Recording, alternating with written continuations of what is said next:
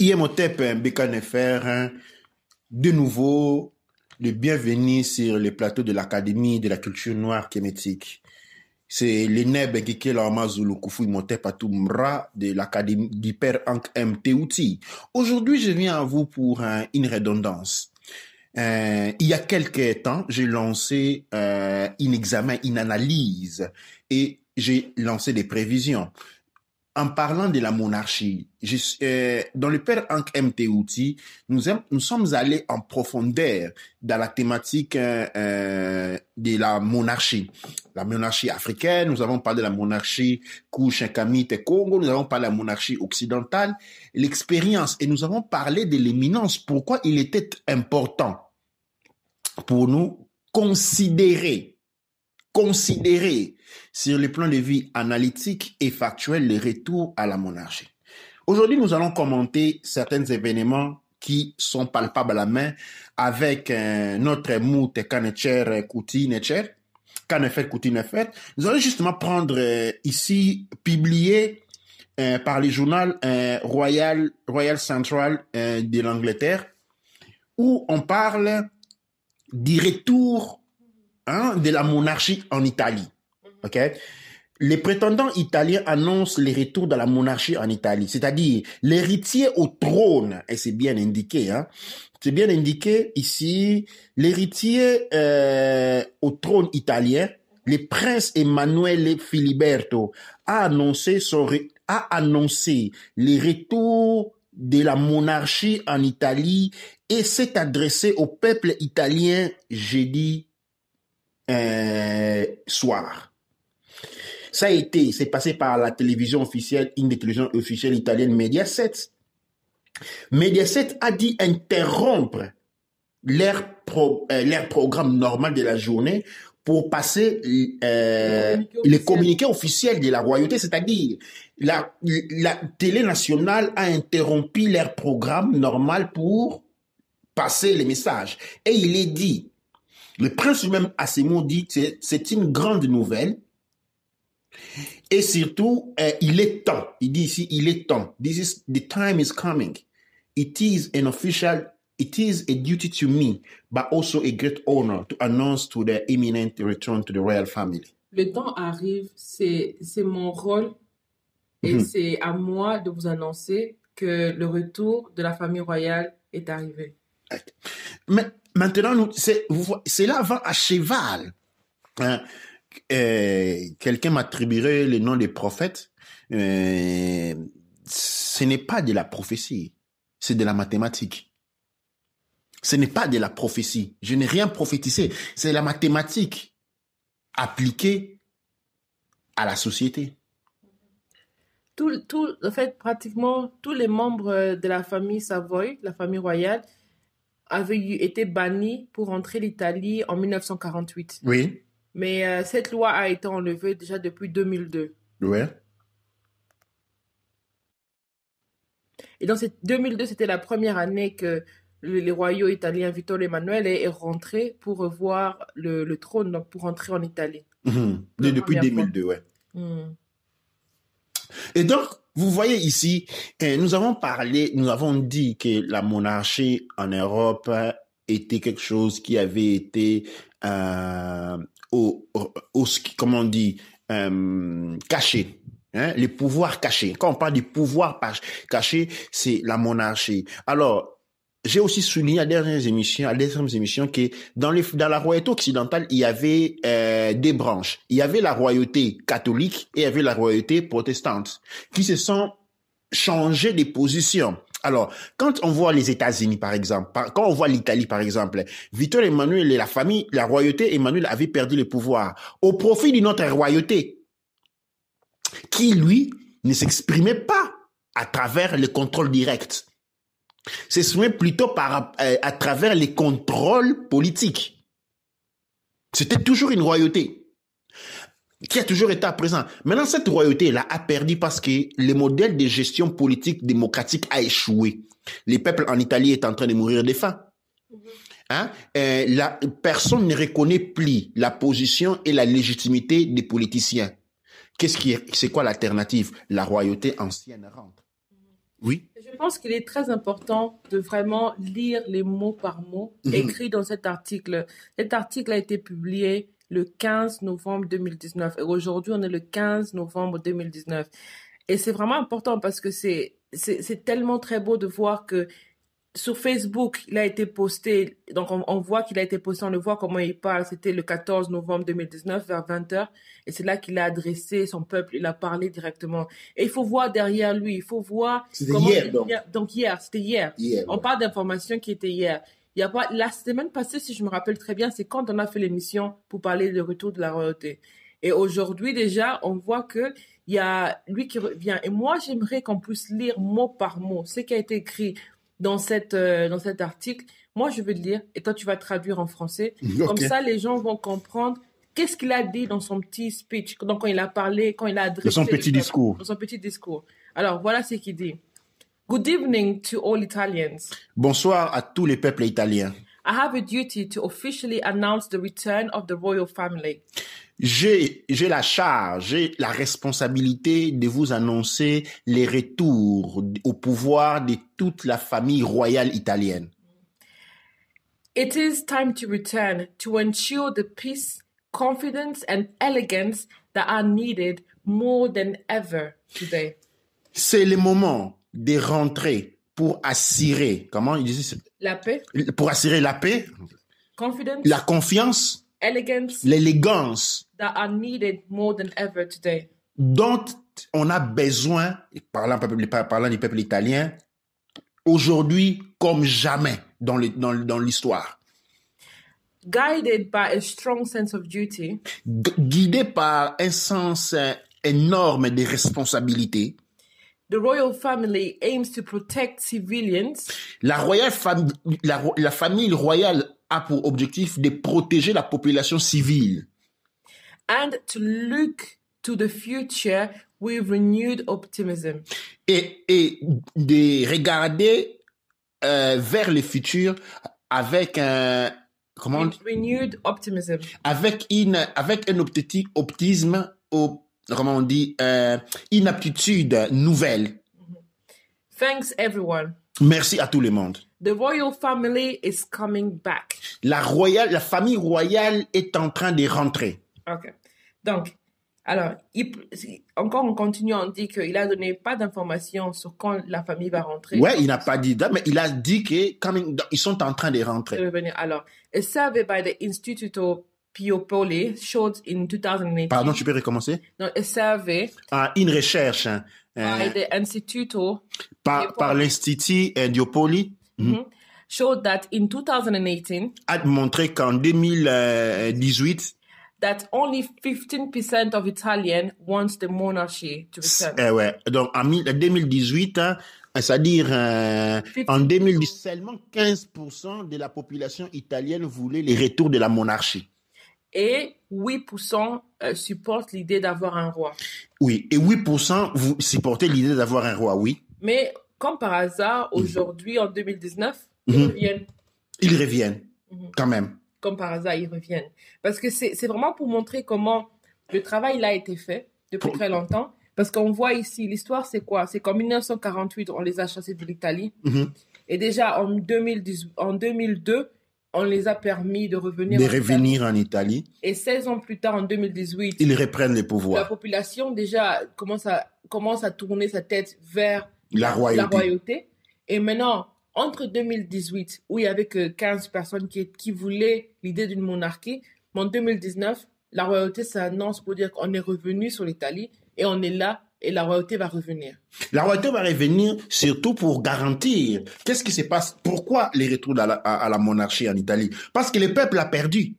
Aujourd'hui, la situation civile en Italie, elle est dramatique. Il y a des travails pour personne. Les pays est laissé entre les mains des étrangers. Pourquoi aujourd'hui les grands problèmes?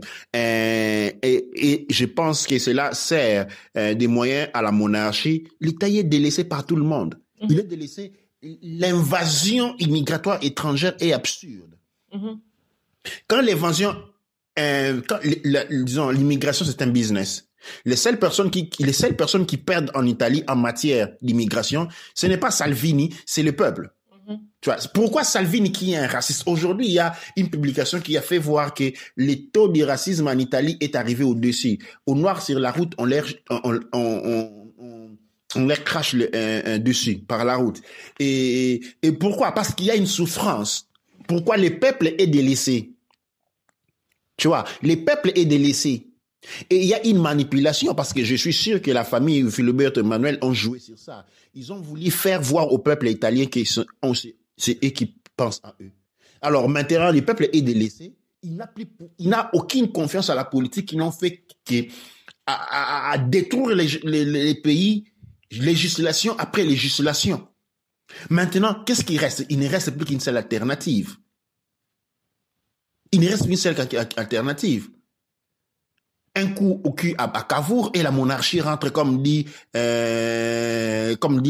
y a un film il y a un film comique qui sort en Italie qui parle de la monarchie. Et en même temps, c'est accompagné. C'est-à-dire, c'est quoi le film? Le film, c'est la publicité. C'est un annoncement. Et dans la réalité, cela arrive. Mais pourquoi la royauté rentre? C'est parce qu'il y a une souffrance. Le peuple a été délaissé, ignoré. OK?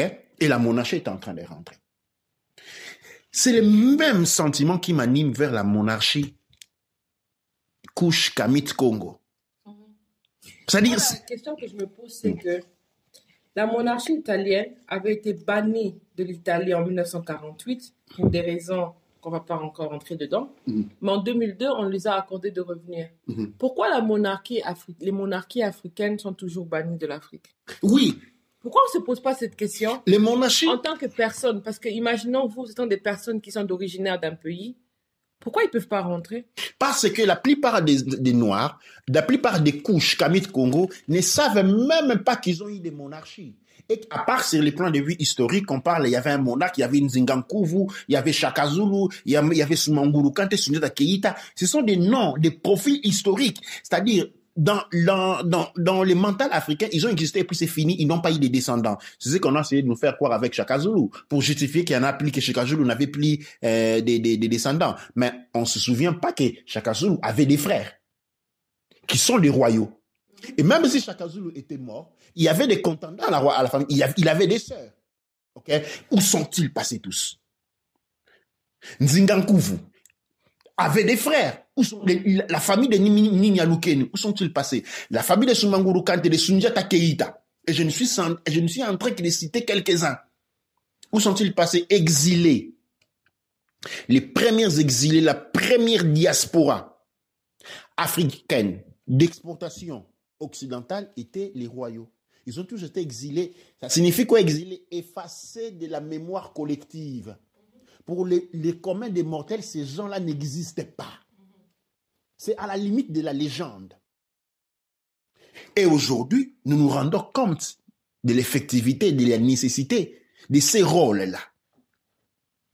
Et comme toujours, nous ne devons pas faire ce qui arrive toujours en retard. Avant que les autres puissent réasseoir leur monarchie imposante et dominatrice, nous devons accélérer la marche et asseoir les nôtres. Je l'ai dit dans la mission passée. Pour qu'un monarque, pour que la monarchie puisse reprendre sa place, il ne faut qu'un référendum. Juste, le peuple n'a qu'à signer un référendum, une pétition, c'est tout. En Afrique, ce n'est même pas besoin, parce qu'en Afrique, nous n'avons même pas, le peuple n'a jamais choisi la colonisation à la monarchie. Il suffit que les monarques puissent rentrer et avoir les soutiens populaires. Au lieu de s'arrêter aux petites, parce qu'il y a certains rois et reines à travers un peu partout, de gauche à droite, mais ils sont restés avec des titres sur les dos sans agir, sans action.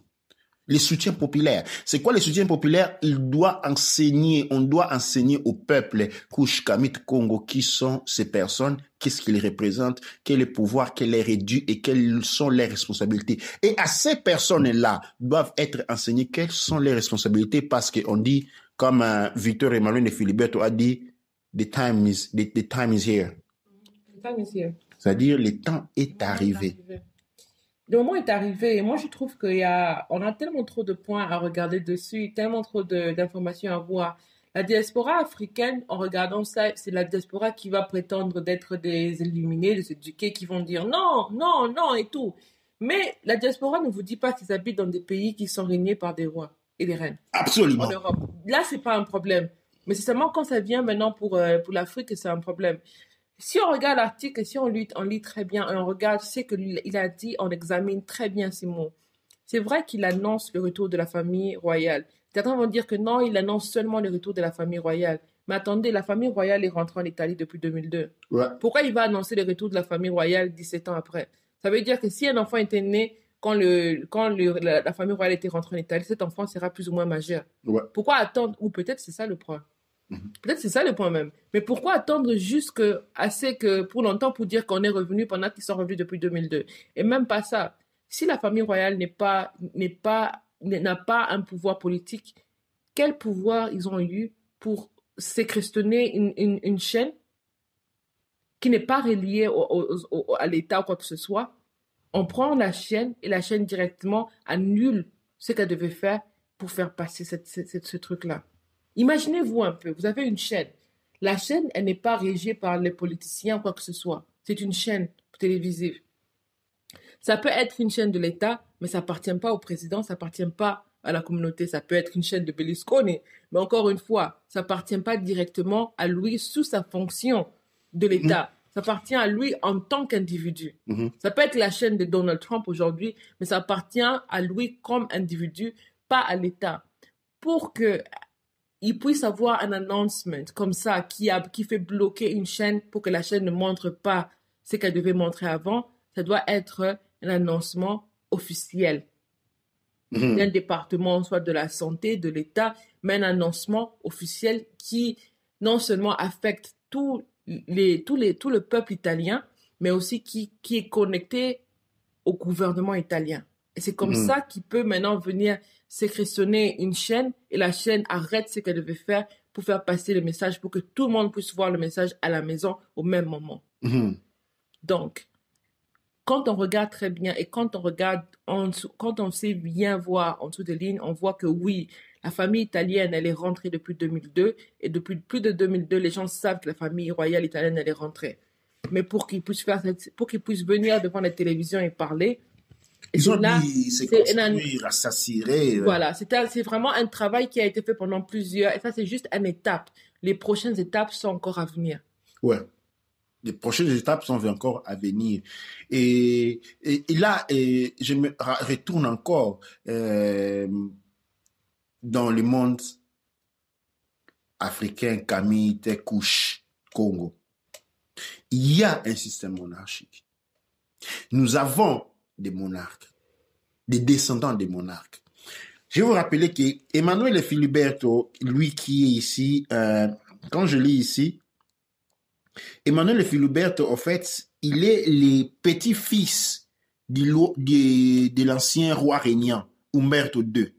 Il a grandi en Switzerland, où il était en Suisse, où il a été en exil politique.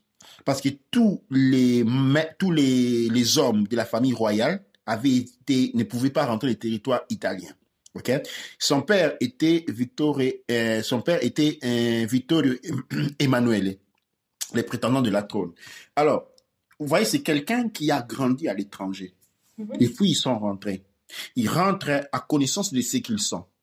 C'est que chez nous, les Congo, les Kamites, les Kouch a été détachés. Ceux qui sont partis en exil, s'ils ont survécu, beaucoup d'entre eux, je pense, n'ont aucune conscience qu'ils sont descendants des familles royales.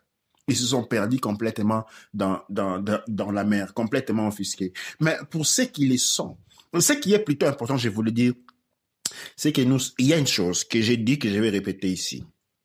de tous les royaumes et empires qui existent aujourd'hui, en termes de sujets, le royaume Congo est le plus grand royaume.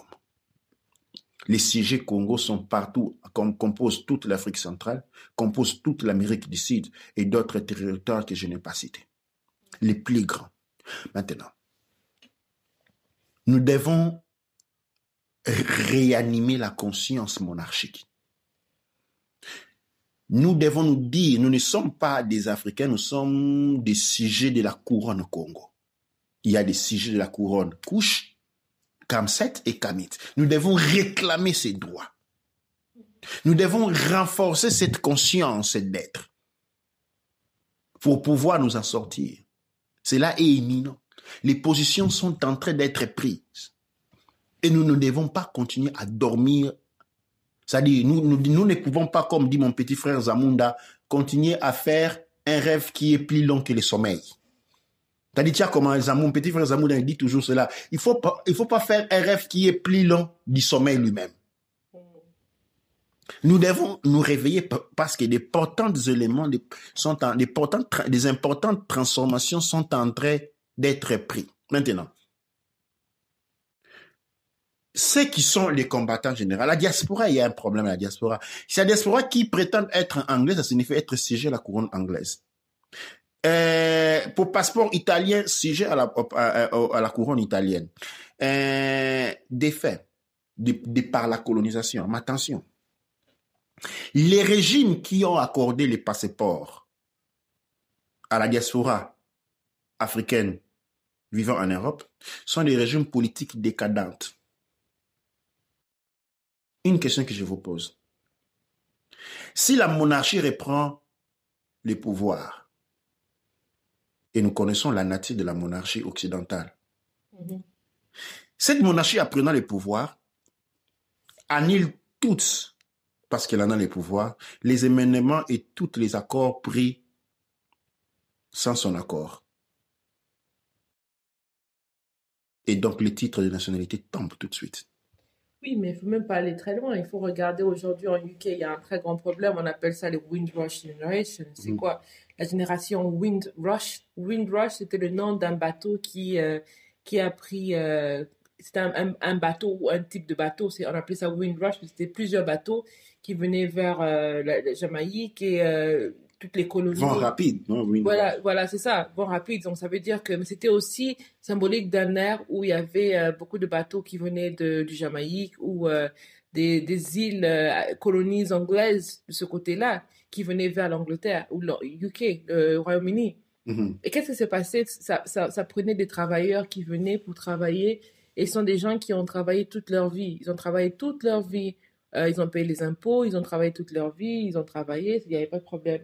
Mais maintenant, quand ils entrent dans leur retraite, ils veulent maintenant demander leur retraite. On leur dit, au fait, vous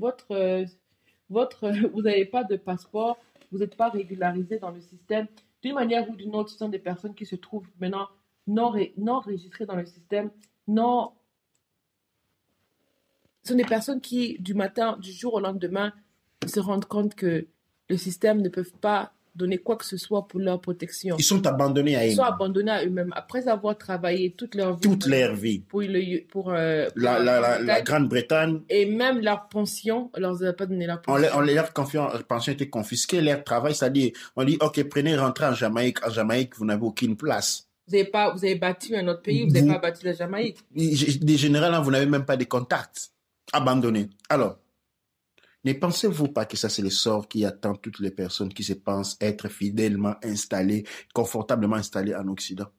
Du moment où les couronnes sont en train...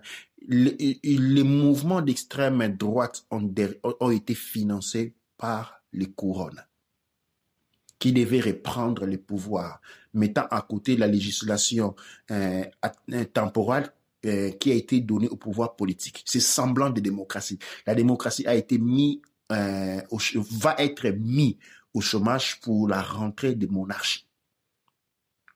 Et c'est ce que nous sommes en train d'assister.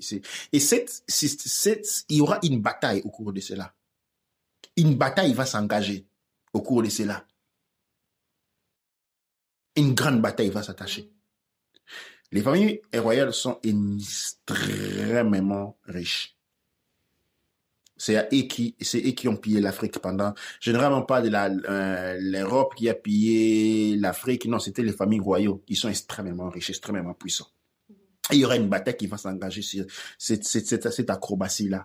Mais j'ai dit, dans l'histoire va passer que les systèmes, les partis politiques de droite ont été financés par la monarchie. Je le dis aujourd'hui et je vous dis que dans 10 ans, dans 20 ans, c'est ce qu'on va être rencontré dans les livres d'histoire.